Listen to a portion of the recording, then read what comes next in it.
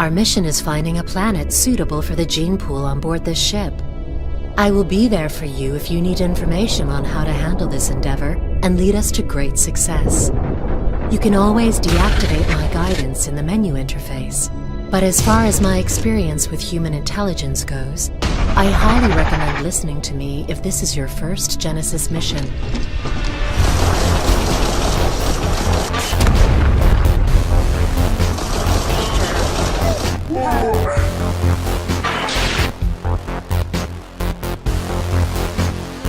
New captain promoted.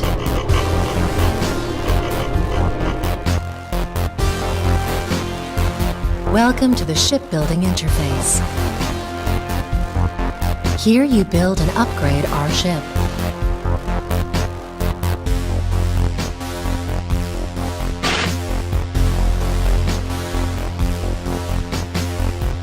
In our cloning laboratories, new clones can be created and added to the crew. We are also able to combine human DNA with DNA we collect in outer space.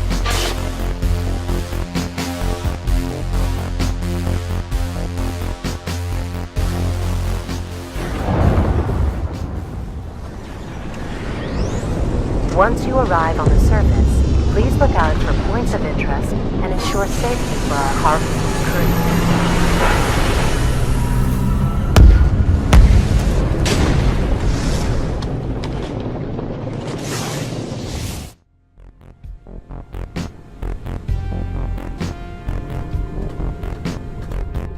In our cloning laboratories, new clones can be created and added to the crew.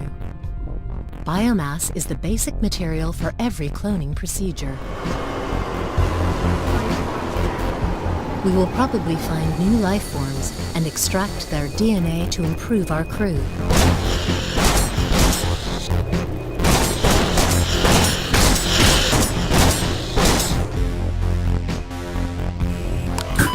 Thanks to superior genetics advanced technologies, we are also able to combine human DNA with DNA we collect in outer space. This feature gives us the amazing option to create perfectly specialized beings for the Genesis program. Life form detected.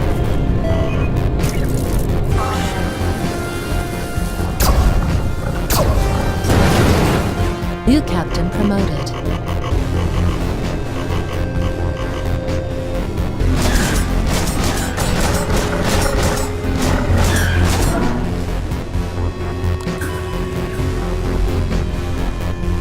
Processing. Cloning done. New clone has been welcomed.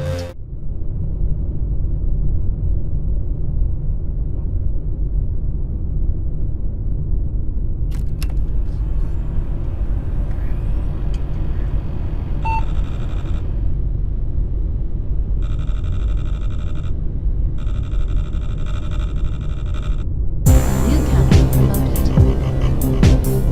Greetings, Captain. I hope you have a productive and successful day. We scanned the system further and identified a planet that features a proper biosphere for humanoid settlers. Following our directive, we should reach this planet as soon as we are prepared to face possible hazards in that area.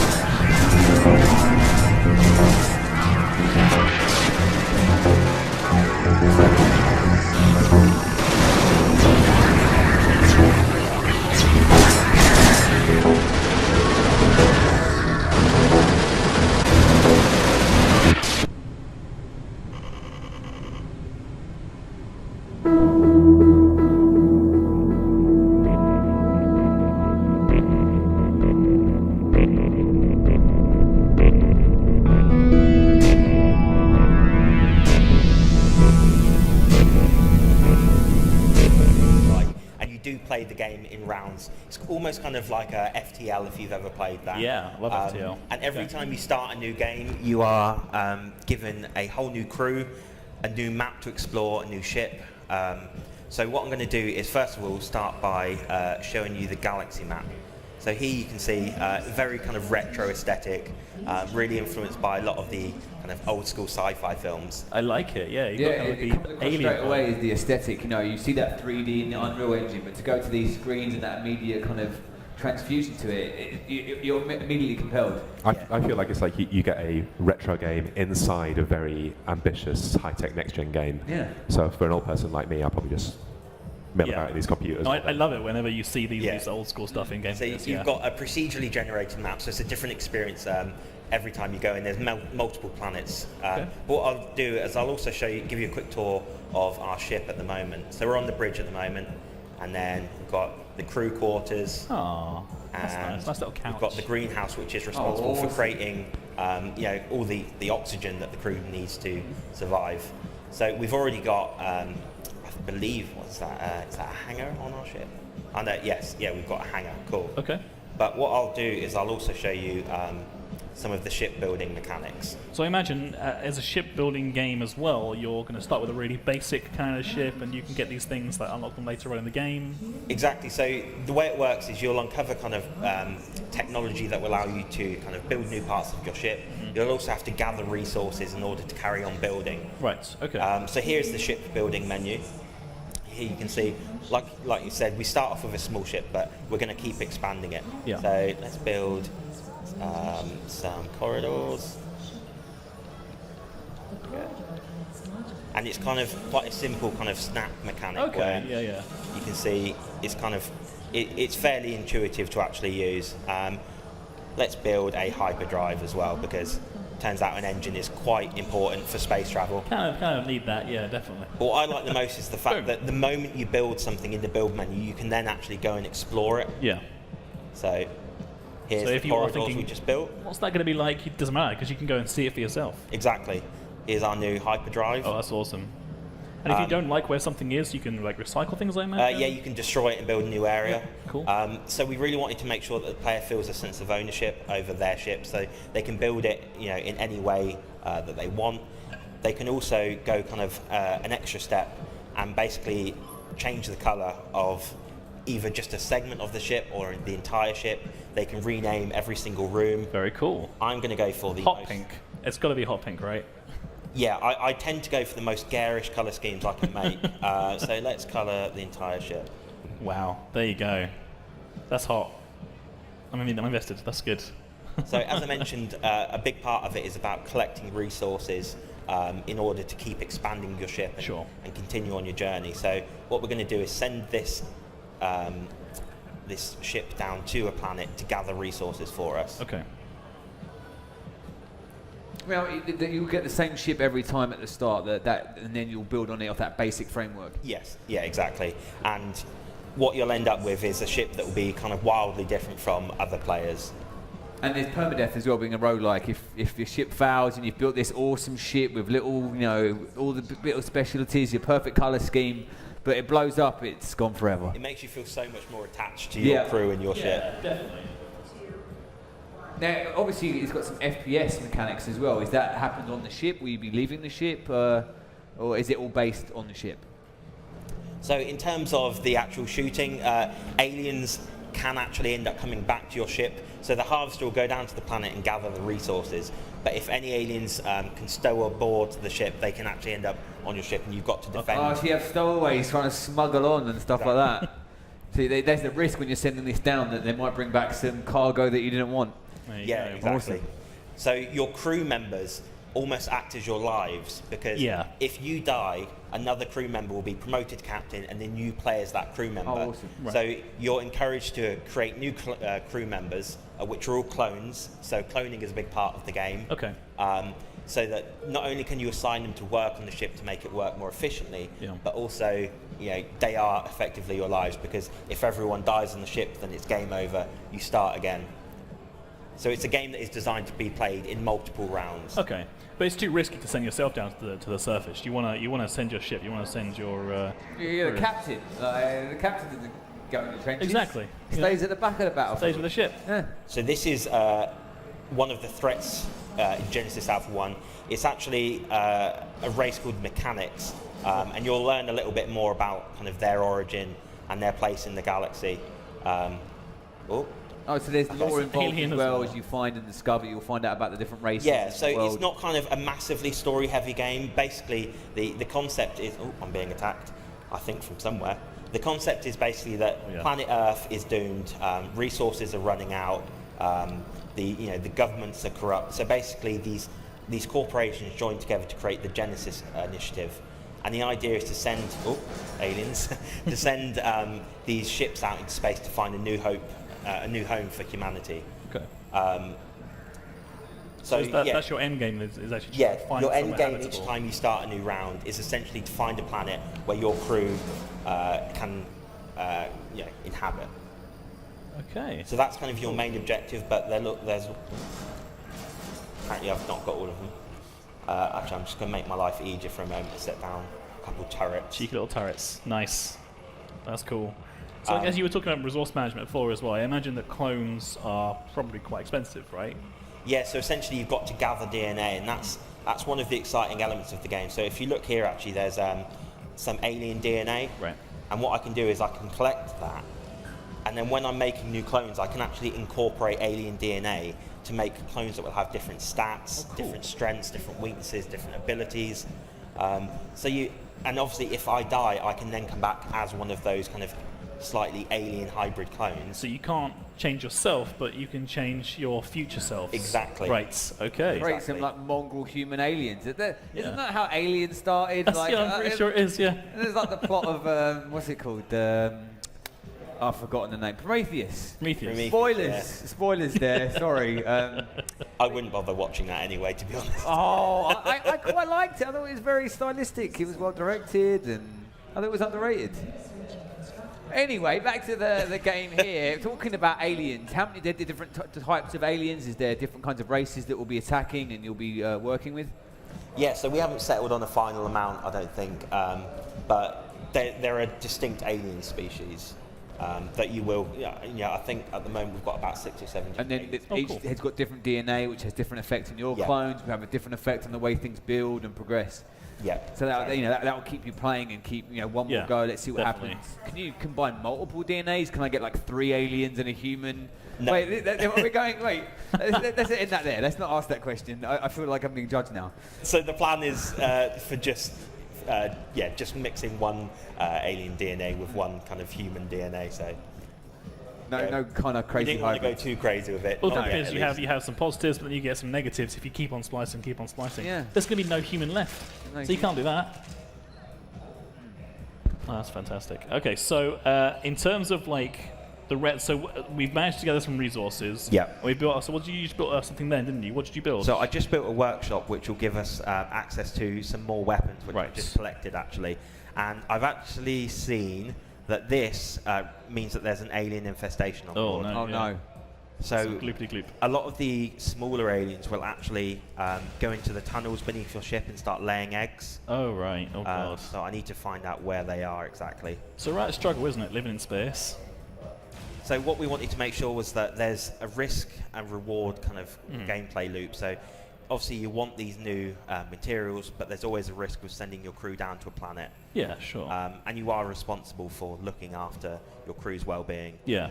And do like sort of aliens and AI like go after specific parts of your ship, like your oxygen, for example? So what the aliens will do actually is they'll damage these around your ship. So these are energy nodes. Right. And if too many energy nodes, there's alien eggs. Oh, there we are. If too many energy nodes are damaged in a certain part of the ship, then that part of the ship will actually blow up. Oh wow. Okay. So it's not just like it goes offline; that will get blown up. You lose those resources, I imagine. Exactly. Wow.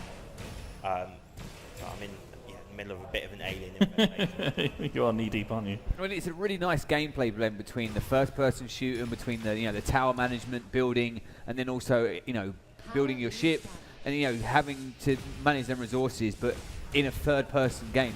Games like this are normally in a a third person or a top-down perspective. Doing it in a first-person perspective is going to allow for a lot more immersion. This is what I really love about this game. Actually, is that it's doing things that you often see in indie games, and it is still an indie game, but has AAA production values. Yeah. Like it looks gorgeous, and to be able to like instantly build parts of your ship and then see them just like that realized in full 3D and be able to explore them, it feels great. That is really cool. So in terms of, I imagine we're only scratching the surface here for the amount of stuff that you can get in terms of like shipbuilding and stuff like that. But is there any other surprises or exciting things that we need to see? Is there any like defense management or anything we got going on? So what I'll do actually is I will go and set up a kind of a bit of a defensive area here. Okay. So again, a lot of people can play the game probably in different ways. They'll have different strategies. So you can set up energy barriers like this, which will prevent them coming through. Okay. I set up those turrets earlier. What I normally like to do is actually set them up in the tunnels as well. And then what it means is that when, because if you end up having multiple hangars, you can't necessarily always be there to protect it. No. So you can just make sure that, if any aliens do come on board, that you are kind of prepared for them. So if you see, this is the map of just the local area, and it will tell you what planets have in terms of resources. Yeah. So for instance, this one has sulfur and uranium, and also what you can do is see if it's a very dangerous planet. So this one is a low-level danger planet. Right. Okay. But it's So is that like less likely to find aliens, or like Exactly. less? Okay, right, that makes sense. So it's always the likelihood that you will encounter alien life forms. So you could just have nothing come on board and you're fine, and then you don't have to worry about anything, right? Okay. It makes it fun to demo to people because I never know exactly what's going to happen. Because nothing might happen. Or in our case, we've had everything happen, which is awesome. I like this sort of like tactical mechanic as well. So you might want to spend a lot of your resources making sure that you are as defended as possible, or you might want to gamble a little bit and spend those resources on something else instead. Yeah. So there's things like with the workshop that I built over here, what you can do is invest kind of time and technology into creating new weapons and defenses. So you'll start off with some basic weapons like a shotgun and a pistol, but as you explore, you can gather new technologies through missions. So like I mentioned, it's not a massive kind of story-heavy game, but there are kind of elements of lore throughout the galaxy. So what I can do is show you an example of a transmission. So transmissions you'll encounter throughout your journey, and they're almost like radio transmissions that will come through, and it will be kind of giving you a task, an objective, something that you need to do, a place you need to go to in order to carry on gaining more technology. That's really cool. So for instance, this one, a wrecked general ballistics trading ship has been found, so there's technology and loot that we can get by going to a certain location. Right, okay. So what we'll have to do is actually travel throughout the galaxy map using our hyperdrive. But it's risk and reward, right? I mean, you're not necessarily going to find something bad there, or it could be plain sailing, you just don't know because it's procedural. So you might end up with the worst possible start. I bet it's space pirates. It's always space pirates in my experience. Yeah. And it's not even just like aliens that come back on board the harvester either. So if you look at the map here, there's kind of the red areas, and they are more dangerous for different reasons. So for instance, this one has a sunstorm in that area. This one has asteroids. Certain alien species can actually come on board your ship, even if you don't send out a harvester. Just while you're knocking about, someone's like, "Oh man, that's I don't want to have that." So That's too difficult. They might be permanent friendly. sense They of might be risk. just wanting to That's chill true. and They share might- their knowledge of the universe with us. I mean, my experience of games is that they tend to not be friendly, but That's true. Yeah, but we never know. I mean, I can't get over the aesthetic of that PC. Like, yeah. as a geek that loves it's that old school Windows kind of 386 kind of